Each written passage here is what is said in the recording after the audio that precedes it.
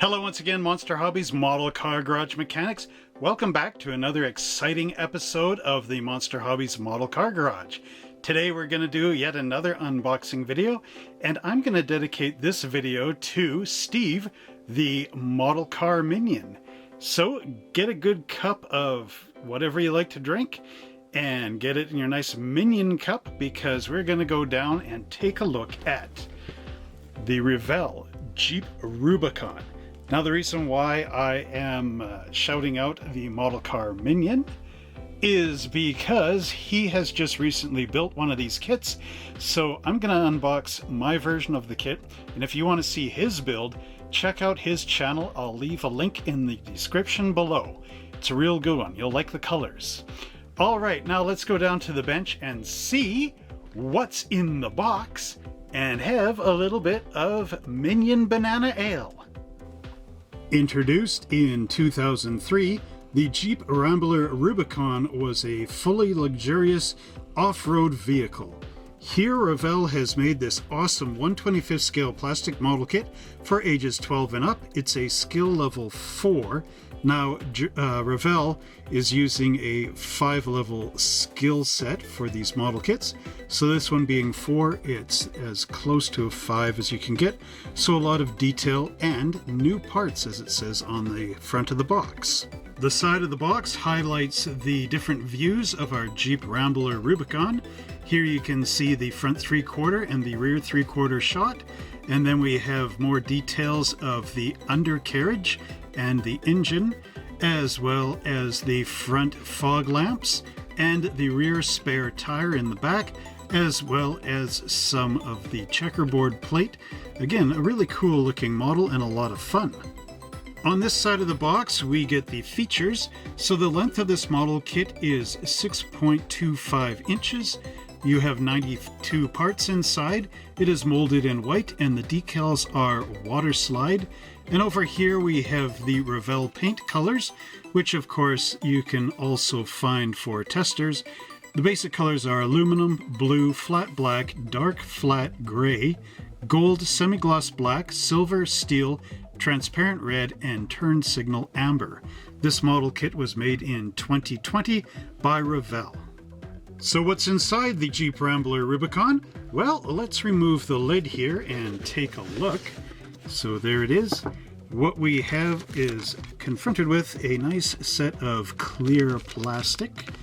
It does appear that my light is acting up, so we'll just move this down. Okay, then we have a bag of the white plastic parts, and there are quite a few interesting looking things at first glance. You can see those really cool looking fender flares, which will be glued onto our car, or our Jeep. And then we have the off-road tires right here. Again, really cool. You get 5 of them, one for the back. Then we have our little Jeep body, and boy, this is pretty tiny. Now, the Jeep Wranglers, they originally came out back in the 80s by American Motors. I think it's 1986 is what I was reading. So these are just extensions of that body style, pardon me. Now I'm just going to put the box lid somewhere off screen. Okay, there we go.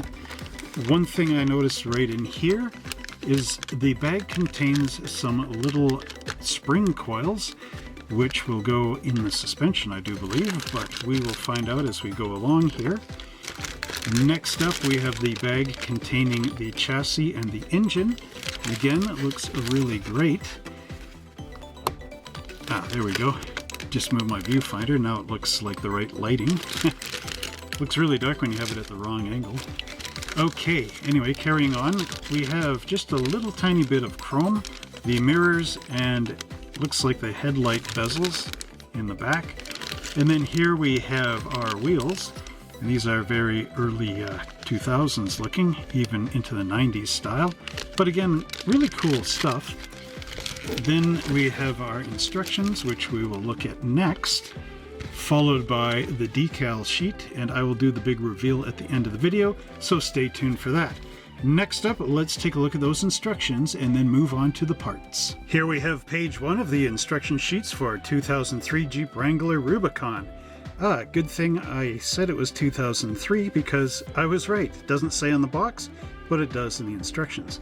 So this is a 2003 Wrangler Rubicon, and right down here we have the write-up and the history of the Jeep, and over in these panels is the same write-up in, I do believe, French and German, because Revell is now a Revell Germany kind of kit.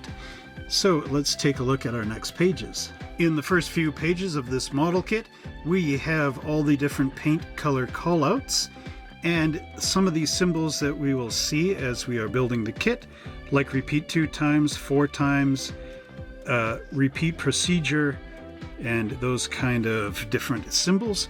And as you read the instructions, we will find these and basically go through them. Revell is pretty good in giving us a full out chart of all the part names and the numbers so that we can find them. And if any of them are missing, you can always contact Revell and get some replacements. Getting into the instructions, we have a little help from our minion friend. This is our model car minion, and he is saying that here is the frame and you're gonna paint all this cool stuff up. So you have to go through the color charts, and where you see these letters in the square boxes, they refer to the paint chart. So there's all the paint colors, and here we also have the exhaust pipe being glued in on the side of the engine. So this is all a one piece, so that makes it nice and simple. Here we have the 2-piece transfer case, the front and the back, and that will drop into the frame right here behind the transmission. Here we have our first symbol, which is the broken double arrow, and that stands for remove and throw away. And what we're looking at are these little cylinders that are molded in underneath the springs, and there are some here as well as on the front of the drive shaft. And you would remove these with your Xeron cutters and then throw that little bit away and file the ends and clean it up so that they all fit in. So this has a lot of what looks like snap construction. Remember those springs I showed? Well, these are going up into these tubes underneath the front and rear axles, which then mount in here. And it's also a screw together kit. These are the screws. So they would be going into those tubes to hold it all in. And then this is the clicking in portion, which appears to be at the ends of where the springs are. Or actually, not the springs, the arms, the trailing arms. So here it says metal screw long, springs, and repeat this 4 times. And they're bringing your attention to this step. Step 5 shows the wheel being inserted into the tire. And these are nice one-piece wheels, so there is no backing plates to them. Very easy to assemble. You will have to paint them in the G color and repeat this step 5 times, and there is no glue needed in this step. Next up, we have these metal axles that we would put into the back of the wheels and then slide them in through our axles for the Jeep. Step 7 shows the front and the back of the seats being glued together, same as step 8, but this is for the rear seat. Step 9 is showing our interior pieces all coming together. So here we have the interior pan, which also includes the fender skirts, the inner fender skirts. And here we have our completed seats being put down, 2 for the front and our bench seat going into the back, as well as the gear shift lever and our parking brake, which all go into the center console. Panels 10 and 11 show different elements of the interior. Here we have the bulkhead, which is being glued into the front of the splash aprons, as well as our side panels. And these slot together really nicely, again, for a sort of a snap finish. You can see that this L-shaped bracket goes into these grooves down here, and the whole side panels mount in onto the floor. Over here we have a multi-piece dashboard. You can see the nice pedals molded down below. There is a decal as shown by this symbol, another water slide one, and it looks like it would go into the instrument panel, which saves you trying to dry brush paint the little gauges on there. If there are any, we'll take a look in the parts later. Here we have a grip. This is like a grab handle which glues onto the dashboard, probably for when you're going over a lot of rocks out in your outdoor wilderness adventure and your passenger needs something desperately to hold on to. There's the handle. Here we have the console for our steering wheel, which is right here. And there's a decal with the letters Jeep, which will go right in the center. Panel 12 shows our dashboard being installed into the interior, and here you can see some little tabs sticking out which would go into these slots, allowing the dashboard to click nicely in place. Step 13, again we've got some remove and throw away sections here, again for these little circular barrels that are sticking out. Now what we have here is the roll cage, and we also have the top, which seems to include well, it looks like sun visors, but looking in step 14, they're actually something in the back here, so I'm not exactly sure what that is. However, this whole roll bar assembly goes in with these bars at the back here behind the front seats, and this bar clicking into the back little trunk area of our Jeep. Panel 15 shows our interior assembly being dropped down onto the chassis. And panel 16 is where the front of the grille starts to come together. So here we have this back panel and the back of our headlights, as well as the front of our headlights and what appears to be a bit of the grille. And you can see that there is a hole here, and a pin there, and then a pin on these, and a hole down here. So these would all go into those little holes and lock into place nicely. Panel 17 includes step 16, which is the grille panel that we made up, and this drops into the body right here. So it sort of appears that the headlights need to come in here and go into these holes.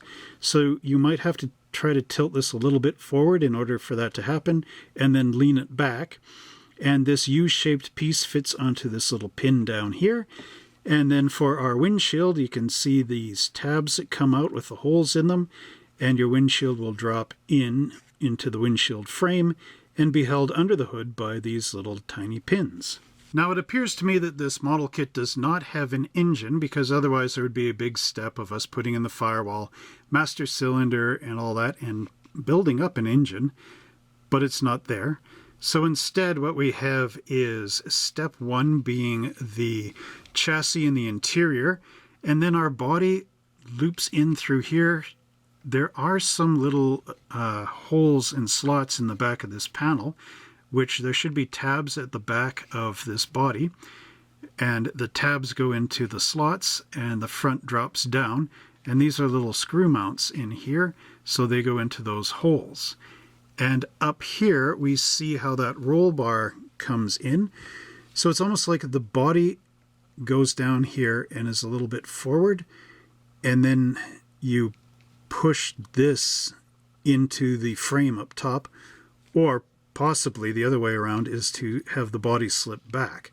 But at either rate, these bits of the roll bar have to go in right into the windshield in those corners. Step 19 shows our completed chassis being screwed together at the front right here and here with some metal screws, so you do not need any glue in that area. And then down below in step 20, and just slide this up a little tiny bit, what we have is the front crossover bar, and we have our rear view mirror going into this hole, and then the bar will drop in, and there's some tiny pins there and there. Not the ones up top, but there and there. And they go into these holes right here and here, which basically are the sun visors from the windshield frame. Panel 21 shows a two-piece snorkel, which goes up on the side and mounts into the windshield frame. And then we have the two-piece side mirror being glued into this little hole right there. Now sliding the instructions up to panels 22, right there, we have the hood hold downs being glued in place. There should have actually been one on this side, but they didn't print it. And then down below it looks like a step rail, again repeat for panel 21, and the two-piece mirror going in here. Panel 23 shows our side fender flares being put into place, and it does have the little circle with the repeat on it. Oh, which I also see is in the step 22s for the right and left hand side of those hood hinges and the little rocker trim. Okay, so it was there. Yeah, so these have the long pins which go into these holes around each of the wheel arches, and that again makes this nice and simple. Panel 24 shows what we are doing into the back of the Jeep. Here you can see that text plate with the Jeep logo on the back. Really cool stuff. We have what looks like our rear taillight lenses, which are going into these holes. And it does say to paint them eye, which is transparent red. And then here we have our license plate shroud, which goes into the holes here. And our rear bumper, which goes onto these posts, as well as the exhaust tip. And right over here we have our gas filler cap, which goes into this hole. Step 25 shows us placing on the Jeep decal, and then we also have the spare tire mount with the third brake light, and this goes, well, what looks like right over top of the Jeep lettering. So again, some really cool stuff. Not exactly sure how this looks, so maybe on the box it will show us a little bit better in detail where this goes. Oh, actually it says centered over the letters EE. So that's how it is there, right where our minion is. Steve, our model car minion. Now, right here we have this little Jeep bar, and this goes into this area here. And then our bumper is being attached to the front, and we have these lenses for the fog lights, as well as the front license plate, which goes into those holes there.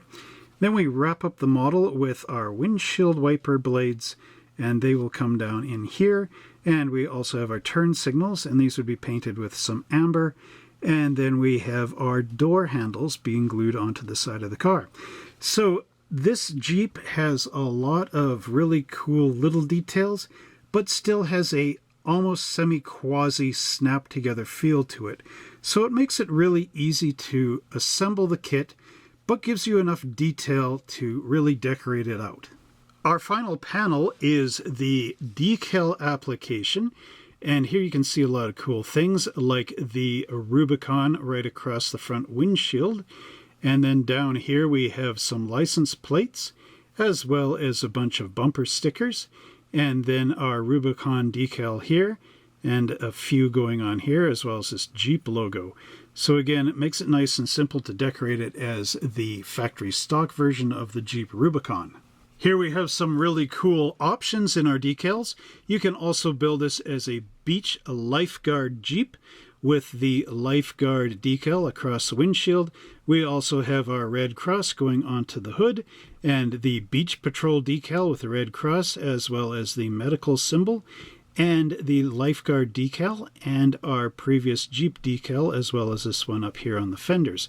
So again, you can build this for a diorama and make it really cool with a nice beach scene. Now I just want to break this video for a minute and remind you that in my video catalog I have an unboxing of the Dukes of Hazzard's Daisy's Jeep CJ, and of course this is a 1980 Jeep, and what I wanted to do was compare for just a minute the body of this Jeep, the old MPC one, with the new Jeep Wrangler Rubicon kit from Revell, just for a little size comparison for a second, so bear with me. On the top we have Daisy's Jeep from 1980, and down below we have our 2003 Jeep Rambler Rubicon, and you can see that the Rubicon is longer, and that is because there is more room in the back. Actually, if I slip this back a little bit, you can see that the engine bay area is approximately the same. Actually, I think it's a little bit longer, a little further back here, because I do believe the firewall would go right there. So overall, our newer Jeep is a bit bigger, like most of the upgraded vintage cars of today are. A little bit longer. So now let's examine the one we actually came here for and see how it stacks up. So I'll just zoom the camera in. All right. Here we go. So what do we got? We've got a lot of cool detail on the enclosed hood. And if I turn it on the side, you can see all the little holes where all the parts with the mounting pins would end up going. The front looks really nice. You can see that infamous Jeep grille, much like on Daisy's Jeep. Now the front of Daisy's Jeep, of course, is separate. It's a more detailed, parts-oriented type of kit, the old one. But still, this one is quite nice. It's got the great hinges on there. And then in the back, it's got that texture plate with Jeep stamped into it, as well as the hinges molded in place. So again, really excellent detail on here, and it will be quite a joy to put this body together. Next up, we have our chassis pan, and you can see some mold marks where the seats are, but luckily for us, the seats will cover those, so you won't have to remove those with your hobby blade, which is always nice. And it does look like there is some stamping in here, a bit of the old trademarks, you know, and that gets covered by our rear seat. There are some mold marks just behind the rear seat, so those would have to be filled in and sanded down just to be more accurate. But you know, you don't really have to do that if you are just starting out and don't have any model putty. There is some mold marks here, and you can scrape those down with your number 16 hobby blade. Turning the model on its back, again, you can see some nice detail in the floor panels, nice molding in there, a real high quality kit. And like I said before, quite simple to put together. Looks like there are some mounting pins for some of the undercarriage parts. And if you take your body, this will easily go in. Now, I don't feel any of those tabs that are supposed to slot into here, but there is, you can see notches here in the wheel arches, and there is this little bit of a square peg right there, rectangular peg. And as you can see, that fits in nicely right in there. So a little bit of glue, and the wheel arch moldings will cover over these tabs that are sticking out this way. So very nicely engineered in order to make this model quite simple to put together. So I would highly recommend this kit just based on here, but let's look at more parts. Here we have the bag containing those 4 springs, as well as our metal screws and our axles. And if you notice right in here, they actually have a knurled end on them. I don't know if I can get some light into there. You can see the knurl right there. Now that knurled end will go into the plastic wheels, and it will cut these little blades into the plastic wheels, which will make the plastic wheels hard to take off of the axle. So this is sort of one of those bits where it only goes in one direction, and if you make a mistake, you can't back it out without wrecking the wheels. Our next parts tree is the chassis for this wonderful model kit. It almost looks like a hot rod here. Maybe you could mount it on a 32 Ford or something. I don't know, just a suggestion. But there we have our engine. Looks like a straight 6 even. And then our transmission. There's the holes for the axle pegs, or axle tubes, sorry, to fit into these holes. You also have your gas tank in here. Now you can see the parts tree goes into the frame in these points. Again, you want to use your Xeron cutters just to snip those out all the way around, and then some sandpaper and your hobby knives to get rid of the seam lines and everything. And then you can paint this up and make it look all nice. Speaking of our axles, here we have the front and the rear axles. And this one has the steering linkages all up in front, as well as the drive shaft back in here, and then the rear drive shaft and our rear axle. And just as a test fit, I know this probably won't be too good because we've got the parts trees in there, but overall it does seem that these go into the holes nicely. But like I say, I can't really do it because all the parts tree bits are hanging out in there. But overall, this looks quite nice. Here we have 2 parts trees side by side, and we have our windshield wiper blades. And these are really nice because they're just molded on the very ends of the part sprue. So that's an easy cleanup in those 2 points. Here we have our side mirror housings, as well as our radiator shroud and the area for our headlights. And this actually has a textured radiator in here, so again you can paint that flat black in the center. And there we have the hood hold downs. We also have the gas filler cap, and here we have our snorkel as well as the breather on top. Those are the door handles. And on this parts tree we have the front bumper component, And this is our spare tire mount. We have our front bumper, our rear bumper, and the side panels for the rocker trim. Now I'm just going to bring this up to the camera for a minute, just so you can see that nice grille detail inside. On the back it is smooth. There are some mold marks, so again you've got to get rid of these in order to make this part fit nice and flush in the body. You also have some on the inner snorkel, but again, a file or some sandpaper, your number 16 hobby blade, those are all the tools you need to get rid of those mold marks. And then moving on to our bumpers, again, nice detail, a bit of that texture plate in there, and really cool stuff. On the back, there's your spare tire mount with the brake light. Again, mold mark there and there, so you have to clean those out. But overall, quite nice, quite well crafted. And the interlock pins are really helpful for the first-time builder of a more advanced, more detailed kit. Our next parts tree highlights some of the little features of the kit. And what we have here is our exhaust system. And we've got some really cool things going on there. A muffler and what appears to be a catalytic converter, as well as the pipes going up into the engine. And here we have the front and back of our transfer case.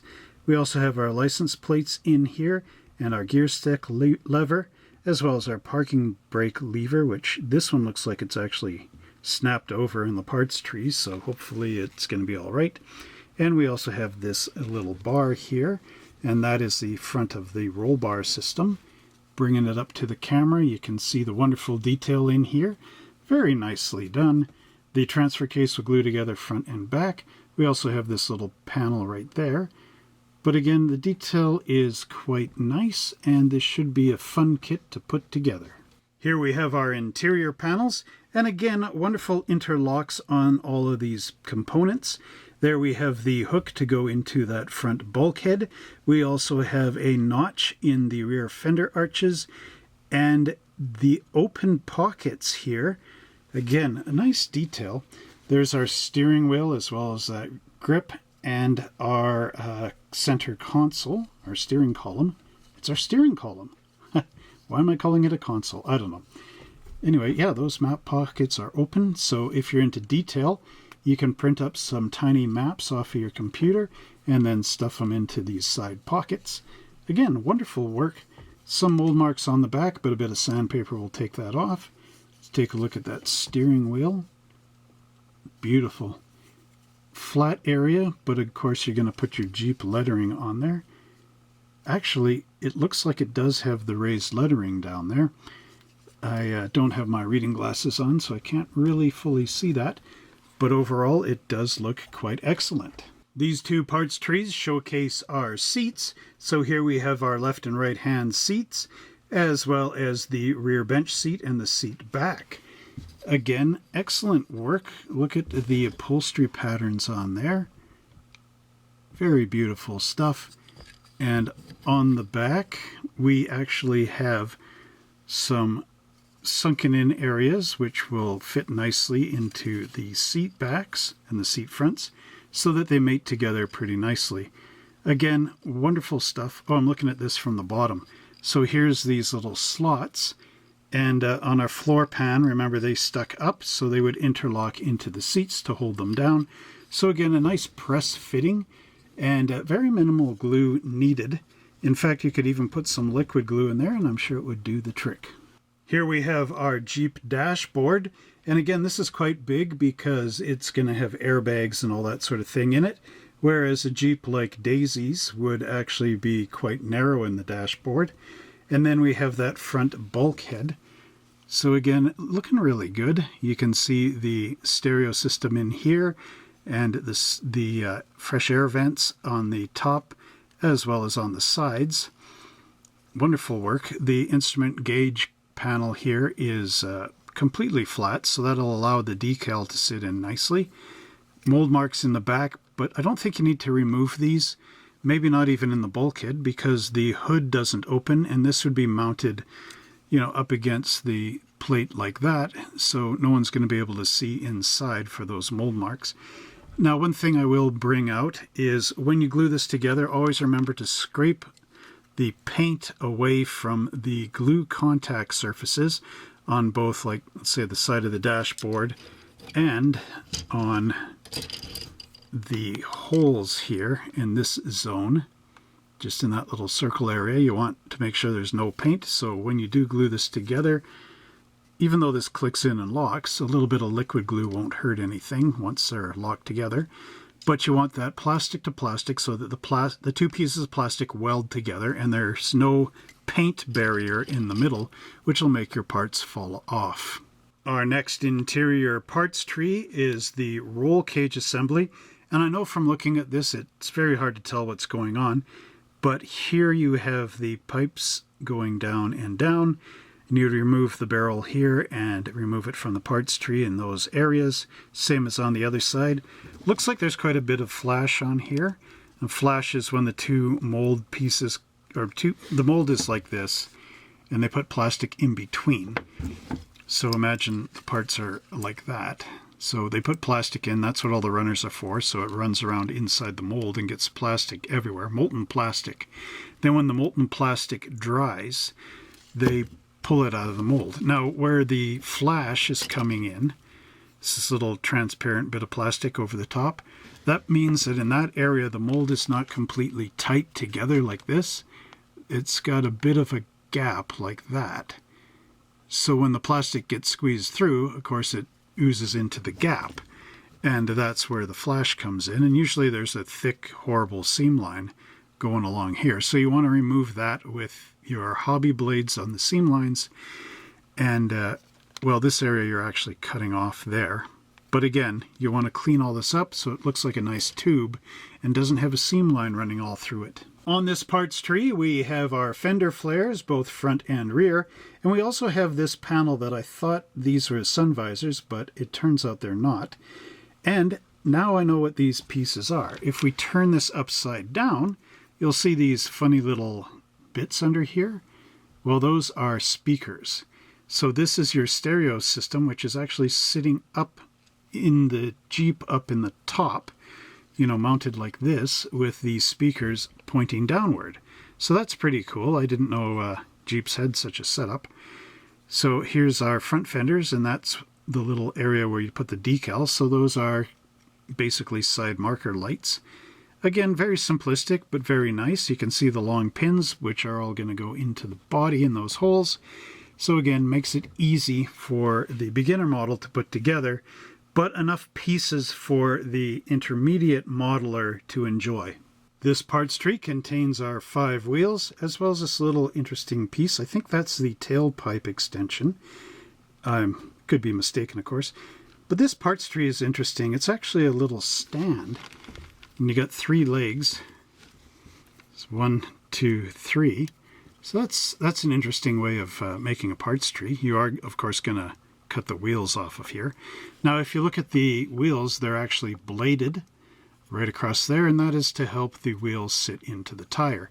So what you want to do is make sure that these connecting points are cut off and completely sanded flat along the wheel, and that's so that there's nothing sticking up when you put that tire on that's going to pop the tire off the rim, like not off this way to fall off, but leave it raised up in these parts. Let's put it there like that. So your tire, instead of being round around that wheel, if you leave these little tabs on, it's going to be like that, like an oval sort of thing. So you don't want it to be oval, you want it to be circular. So remember to clip this off with your cutters very close, and then with your sandpaper and file that little blade. See, it's right on that blade. So you want to file that blade flat to match the other blades around it, and that'll keep your tire looking nice and round. But overall, again, look at that nice detail. You've got a little bit of an indentation on each of the fins or the spokes, and then you also have the little 5 bolts in here. And remember, when you're torquing on the wheel with your torque wrench, you want to torque it there on that bolt and then go across, and you're doing the star pattern. No, but that's on a real car. You don't have to bolt these wheels on. They have the holes in the back, and that's where that metal axle is going to go on. And again, it will look quite nice.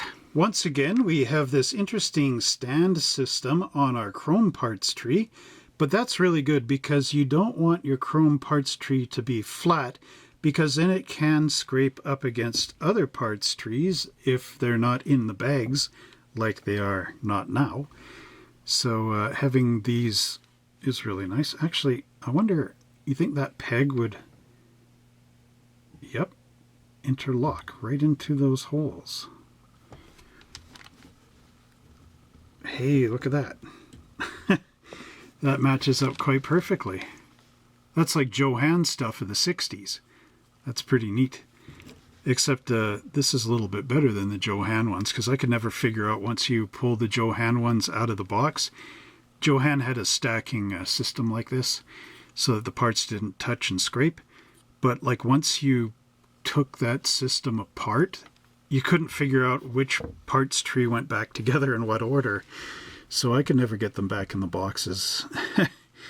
Anyway, there's the back of the headlights and the chrome bezels for in the front, and our mirrors. Oh, and what I was going to say is, you notice that this parts tree is chromed, so that means that chrome is basically like paint. So if you want the plastic to plastic, you've got to, the contact, you've got to scrape the chrome away from the areas where it's going to be glued. And with all the other parts, you notice they were molded in white plastic. That means that you have the option to either build this all as one big white plastic Jeep or paint the parts. And you don't have to really follow their guide. If you, because on the box the Jeep was yellow, if you want to paint it red or something, you can always paint it.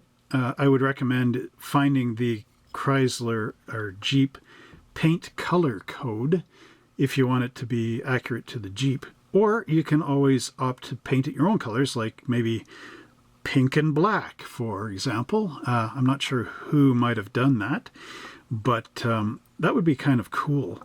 Or you could also paint it like a forest green or pink. If you want to do Barbie kind of Jeep, that might be neat. Anyway, it's all up to you. But you can see the detail on the chrome parts tree is rather smooth, but that's what you want. Nice attachment for the mirror right on the parts tree, because basically when you're looking in the kit at the mirrors, you're looking from the top down. You never really see it from the bottom up. So when you remove this from the parts tree and clean that down, it will remove the chrome. Unless you have silver paint or a Molotov chrome pen, you can't re-chrome plate that. But in its location, being underneath, you're not going to see it. So that's a really good location for, you know, the design of the parts tree. So overall, there's your chrome 5 pieces, pardon me, but it does look good. Here we have our clear parts tree. And one thing I will say about the clear parts is if you're using any of the glues on your clear windows, be very careful and use it very sparingly in the attachment points, because the last thing you need is to have liquid glue go on your windshield. It will fog it, and there's no going back. You can't polish it and get it back crystal clear again. And the other thing is, if you're holding it and you use liquid glue, the liquid glue could potentially go on your finger and then pool under there. So when you remove your hand, you've got a permanent glue fingerprint in there. So be very careful on how you use that glue. Some people use Elmer's white glue to hold the windows in, or a white glue kind of derivative. But the problem with white glue is it's not bonding to anything. It's good on paper and that sort of thing, because the paper absorbs the glue a little bit, and the absorption of the white Elmer's glue between two pieces of paper forms the bond, whereas on plastic it can't absorb into anything. It just sits there, and it's very weak, so if you push on it, you could push your windshield right out. So I use the Tester's liquid glue, or sometimes I use just a little bit of tube glue. You're going to put it on a card and then dish out the tube glue and then put it in the hole, so it's not like a big direct contact on there. Anyway, that's my advice for the glass. So looking at the glass, you got your front windshield, And then you've got all your little side marker lights and headlights and all that stuff. It's hard to see where they are because you've got the barrels, and then they're just right in there. And then up front we have the headlights, which you don't actually need to get glue around, which is nice because they're all, remember those holes and the pin lines up through all the holes? So that's where you want to glue, is right around in the hole area and not up on your lights. And the cool part about them making these headlights and molding them in place like this on this little bar is that on other model kits that are out there, you actually have the headlight as a separate piece and it glues into the bezel. And the bezel is a reflective cup thing at the back. Now what happens when they're separate like that is you have to align your headlights because they've got this crosshatch pattern on them, and you want that to be north, south, east, and west. And that is having your grill going like this, right? And if you get them crooked, your grill is going up, you know, at the wrong angle, and you're having it something like north over there and east and west this way, and it's not correct this way. So you always want to make sure they're north, south, east, and west. But because these ones in this kit are mounted on the bar, Revell has already done that for you, so you don't need to worry about that extra little headache, which is always quite nice. So again, there's our little lights. As you can see, they're very tiny, and you want to be able to hold on to them as you're clipping them out so they don't launch across the room and disappear forever. And unfortunately, none of these are painted with red or amber, so you're going to have to invest in some of that. Tamiya makes a really good red and amber paint, and Testors also has some, but it's a little on the metallic kind of side, but it does still look good. Next up, we have our wonderful black vinyl tires, and these are actually a rubber derivative, so there is a little bit of a squish and play to them, which is very awesome. The only downside to these tires is there are no manufacturer names or makes of the tire on the side. So, for example, no raised letters that say Goodyear, Firestone, or any of those other brands. Canadian Tire brand even. Motomaster. That would be neat. See some Canadian tires on here. But you can see that the tread pattern is really nice on the area where it's going to contact the road. And it also has this deep dish side tread pattern. And what this is for is when your Jeep gets stuck in the mud, if it goes down a little bit, you have this nice grip on the side walls of the mud. Because remember, you're starting to dig a little trench in there. So the idea of these is to help you get out of that little muddy trench. But yeah, like I said, if you look, they're completely smooth on the sides. So I wonder if there is actually a decal that goes on. We're going to have to find out on the decal sheet. But overall, these tires are really nice and look accurate to a modern tire. And now the moment we've all been waiting for, the great decal sheet reveal. And here it is. If we move our protective paper off of the decal sheet, you can see the wonderful decals. Now here we have the beach scene, and of course that's off of California, so you can do a little bit of Baywatch if you need. There's our lifeguard logos for the side of the Jeep, as well as the hood, the beach patrol, and our red crosses, as well as the medical symbols on the side. And we've got our great California license plate, 6RT J224. Now over on the, actually on this side, we also have the lifeguard decal, which goes on to the windshield up at the top. We have two different colors of Rubicon and Jeep, so you can paint it either in a bright color like white or yellow and use the black lettering, or darker colors like deep red and blue and use the white lettering, which is really cool. There's our decals for the side marker lights, as well as a little chrome-plated Jeep logo. And this looks a little bit grayed out with some white touches on the top, and of course that is for a little bit of a pseudo-reflective kind of look. We also have the Rubicon decal for across the windshield. Again, very nicely done. New Jersey AZH 103, and it even has a Garden State down below. And in the California plate, it actually has a website, dmv.ca.gov. Really cool stuff. Really nicely done. Now that I got my reading glasses on, these look spectacular because they're in focus and I can see them. And we got a copyright on here, 2019. So again, really, really cool stuff. Now's the time once again to say goodbye to Steve at the Model Car Minion. And thank you once again for checking out our Revell 2003 and forward Jeep Wrangler Rubicon model kit. I hope that you will get one of these wherever you can find one. I'll try to bring some into our Monster Hobbies online web store, see what happens there. But if not, I got this one at Michael's, so it might be there for you. Anyway, if you enjoy this video, don't forget to like it and subscribe to it. And I hope it helped you to see what was in the box before you make a purchase, wherever you make that purchase. And until next time, everybody, happy model building, and we'll see you in the next video.